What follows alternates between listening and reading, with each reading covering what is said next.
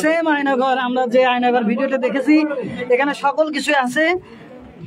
এখানে আপনারা দেখতে পাচ্ছেন গোপন সুড়ঙ্গ। এখানে দেখেন যে এখানে অমানসিক নির্যাতন একেবারে যে সুড়ঙ্গ। এই যে আয়নাঘর আপনারা দেখতে পাচ্ছেন এখানে আল্লাহ পাক দেখেন কি অবস্থা, একেবারে সেম আয়নাঘর আমরা যেভাবে আয়নাঘরের দৃশ্য দেখেছি। দেখেন দেখেন এই যে ভিতরে এটা কিন্তু আসলে ফ্লোরের নিচে। এখানে দেখেন কক্ষ রাখা আছে। এই যে এখানে এখানে নির্যাতন করার তার চিত্র আপনারা দেখতে পাচ্ছেন। এখানে এই যে টয়লেট, এখানে সবকিছু পাওয়া গেছে। এই যে টয়লেট, আসলে আমরা যে ভিডিওতে যেটা আমরা দেখেছি, ভিডিওতে আমরা যা দেখেছি এর আগে আয়নাঘর সম্পর্কে, এখানে কিন্তু সবকিছু আমরা বাস্তবায়ন পেয়েছি। আপনারা দেখতে পাচ্ছেন এখানে এখানে এটা কিন্তু একটা বিল্ডিং এর নিচে, একদম মাটির নিচে, রায়গঞ্জের মাটির নিচে। আমি আপনাদের সঙ্গে ছিলাম এম আব্দুল্লাহ সরকারের আইডি থেকে সাইদুল ইসলাম আবির। আপনারা সঙ্গেই থাকুন। এখানে কিন্তু আমরা মিডিয়ার লোকজন এসেছি এবং খুব এখানে সবকিছুই আছে। এখানে আমরা সবকিছুই দেখতে পাচ্ছি। আপনারা দেখতে পাচ্ছেন যে এখানে যে একটা আয়নাঘর, এই যে এই সুড়ঙ্গ দিয়েই তো কিন্তু গতকালকে যে দুইজন নিখোঁজ ছিল, এই গতকালকে আমাদের 4-5 মাস হলো যে নিখোঁজ ছিল তাদের বিষয়ে একজনের বিষয়ে রায়গঞ্জ থানা পুলিশের কাছে জিডিও করা আছে।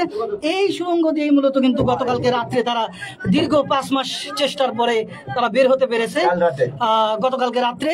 আর এই সংবাদের ভিত্তিতে তাদের দেওয়া তথ্যর ভিত্তিতেই কিন্তু মূলত এখানে এসে স্থানীয় প্রশাসনের মাধ্যমে উৎসুক জনতা কিন্তু আজকে এটা আপনারা দেখতে পাচ্ছেন। এখানে টয়লেট, এখানে প্রচুর দুর্গন্ধ এবং এখানে ময়লা আপনারা দেখতে পাচ্ছেন। এবং এখানে কি বলবো, আমি এখানে এসে যতটুকু দেখতে পারলাম সেটা হচ্ছে যে আমরা ভিডিওতে যে আয়নাঘর দেখেছি, আপনারা যে আয়নাঘর দেখেছেন সেম হুবহু কপি, যেরকম চায়নার প্রোডাক্ট আমরা কপি দেখেছি সেম হুবহু আয়নাঘর কিন্তু এইটা। এখানে এখানে সবকিছু আছে, সকল কিছু আছে। আপনাদের জানিয়ে রাখি, আপনাদের সেম আয়নাঘর, সেম আয়নাঘর আপনারা লাইভে দেখেছেন। সেম একটা আয়নাঘর সেখানে তৈরি করেছে, হাজার হাজার মানুষের উপস্থিতি আপনারা লক্ষ্য করেছেন। আসেন আসেন, আমার এই ক্যামেরা সাংবাদিক আবিরকে পাঠিয়েছে। আপনি কি দেখলেন? এটা প্রোডাক্ট অফ কপি।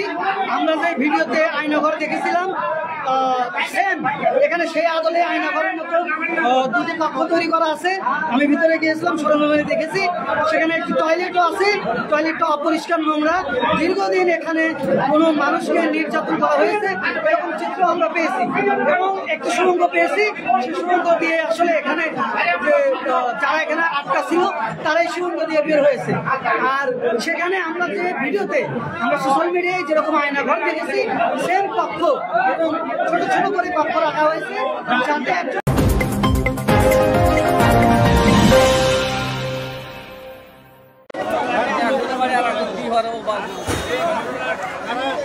আরামেদের বিরুদ্ধে টন দাও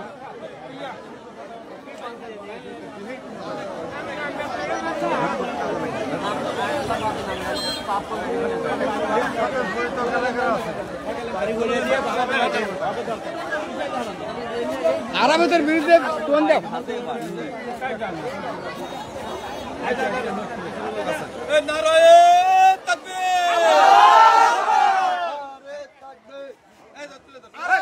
বিচার চাই,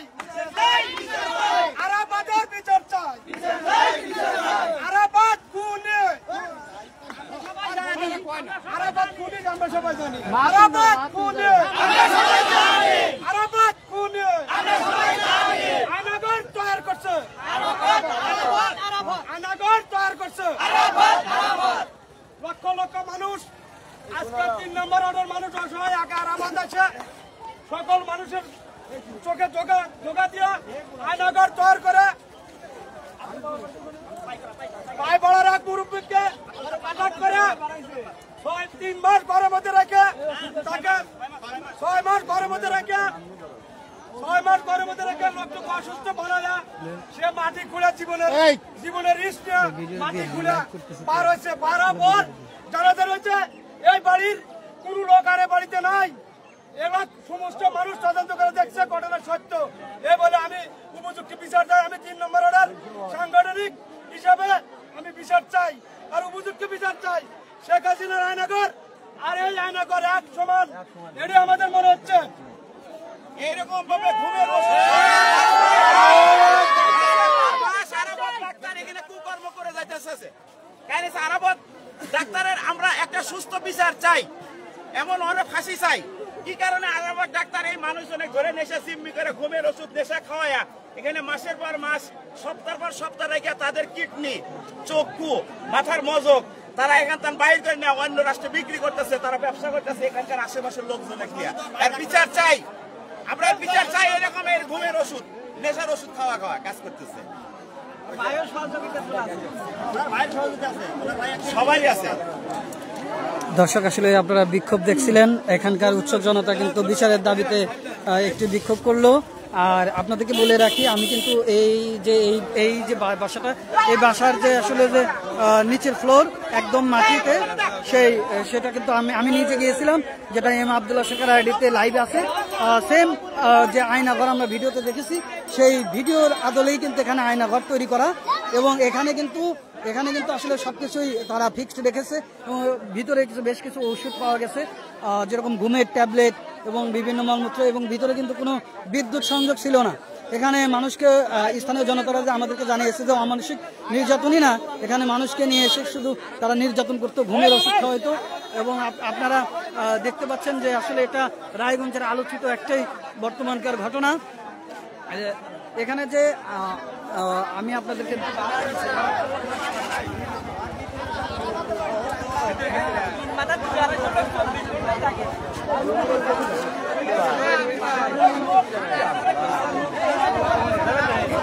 আসলে আমি আপনাদেরকে বলে রাখি, ভিতরে যে অবস্থা, ভিতরে একদম নিচে কিন্তু 3-4টা কক্ষ, ছোট ছোট কক্ষ আছে মাটির নিচে। এটার বর্ণনা দিচ্ছি, 3-4টা কক্ষের ভিতরে কিন্তু আসলে উনি বিভিন্ন সময় অভিযুক্ত ব্যক্তি কিন্তু যে ভিকটিমদেরকে নিয়ে এসে এখানে কিন্তু রাখতো। দীর্ঘ 6 মাস পরে কিন্তু গতকাল রাত 3টার দিকে ওনারা খুব সুকৌশলে কিন্তু এখান থেকে বের হয়েছে, সুড়ঙ্গ করে বের হয়ে এরা স্থানীয় জনগণের কাছে কিন্তু তারা সহযোগিতা চেয়েছেন। তারা খুবই অসুস্থ, আমরা খোঁজ খবর নিয়েছি, তারা স্থানীয় মেডিকেলে ভর্তি। তাদের মূলত ভিকটিমের দেওয়া তথ্য সূত্রে কিন্তু এখানে সকাল থেকেই স্থানীয় গণমাধ্যম কর্মী এবং থানা পুলিশ এবং স্থানীয় উৎসুক জনতা ভিড় করে।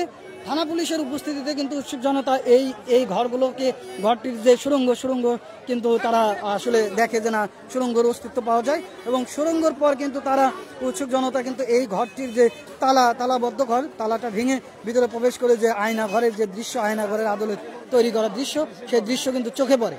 ভিতরের অবস্থা এতটাই ভয়ানক যে কেউ আসলে ভিতরে অবস্থান করলে কিন্তু আসলে বুঝতে পারবে যে কতটা ভয়ঙ্কর। একজন মানুষ এখানে 7 দিন বোধ হয় টিকে থাকতে পারবে না, কিন্তু সেখানে 2 জন ব্যক্তিকে, একজন মেয়ে এবং একজন ছেলেকে 6 মাস যাবত এই ঘরে বন্দি রেখেছে। আমরা কথা বলবো এখানকার যে এখানে যে 6 মাস হলো যে বন্দি ছিল তার ছেলের সাথে। আপনার বাবা তো এখানে 6 মাস বন্দি ছিল। আমার বাবাকে রোজ শুক্রবারের দিন আমাকে ওই মাগরিবের আগে আমাদের ওই বাজার থেকে উনি মোটরসাইকেলে চিকিৎসার কথা তুলে নিয়ে আসার পরে তারপরে থেকে আমার বাবাকে নিখোঁজ। উনি কে আমার বাবা হয় না, যে তুলে নিয়ে আরাফাত কে? আরাফাত তো আসলে কে? আমাদের এলাকার একটা পল্লী চিকিৎসক হিসাবে থাকে। তার এলাকা কোথায়? এলাকা ওই এলাকা লক্ষ্মীখোলা। জি, তারপরে বলেন। লক্ষ্মীখোলা, ওনার বাড়িটা লক্ষ্মীখোলা। আমরা বাবাকে অনেক খোঁজাখুঁজি করে আমরা কোনো জায়গাতে পাই নাই, না পাওয়ার কারণে হঠাৎ করে আজকে রাত্রিতে এই গ্রাম থেকে আমাদের কাছে ফোন গেছে যে আপনার বাবাকে কিনা এই জায়গায় পাওয়া গেছে। যে এসে দেখি না আমার বাবা আছে অসুস্থ, বাবাকে আমরা উদ্ধার করে নিয়ে চলে গেছি। এবং তার মুখে থেকে কিছু বর্ণনা শুনছি আমরা যে এই অবস্থা, এই বাড়ির নিচে মাটির নিচে সুংরি আছে, তার ভিতরে আমাদেরকে এইভাবে বন্দি করে রাখছে, 5 মাসের ঊর্ধ্বে হয়ে গেছে। জি, এখানে এই অবস্থা আছে। এখন আপনারা এসে দেখলেন আয়নাঘরের অস্তিত্ব পেয়েছেন, তার চেয়ে ভয়াবহ এটা একটা জিনিস, তার চেয়ে ভয়াবহ। এই ঘটনায় আপনারা কি চাচ্ছেন? তার বিচার চাই, সুষ্ঠু বিচার চাই, তার ফাঁসি চাই, আমরা এটাই চাই। আপনার বাবা যে নিখোঁজ হয়েছিল এই মর্মে কি থানায় কোনো অভিযোগ বা জিডি করেছিলেন? জিডি করেছি, তারপরে র্যাব অফিসে আমাদের অভিযোগ করা আছে, পিআইবি অফিসে আমাদের অভিযোগ করা আছে, এরকম সব জায়গায় আমরা চেষ্টা করছি, কিন্তু আমার বাপের কোন জায়গায় আমরা উদ্ধার করতে পারি নাই। জি, বুঝতে পারছি। জি দর্শক, আপনারা জানতে পারলেন যে আসলে যিনি ভিকটিম ছিল, ভিকটিমের ছেলে আমাদের সাথে কথা বলছিলেন যে ওনার বাবাকে এখানে 6 মাস যাবত আটকে রেখে যে নির্যাতন করেছে সেই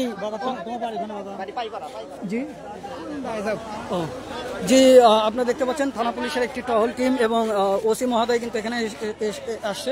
ঠিক আছে, আমরা ঘটনাস্থলে যাচ্ছি। ধন্যবাদ সবাই, সঙ্গে থাকুন, বিস্তারিত ঘটনার আপডেট আসছে।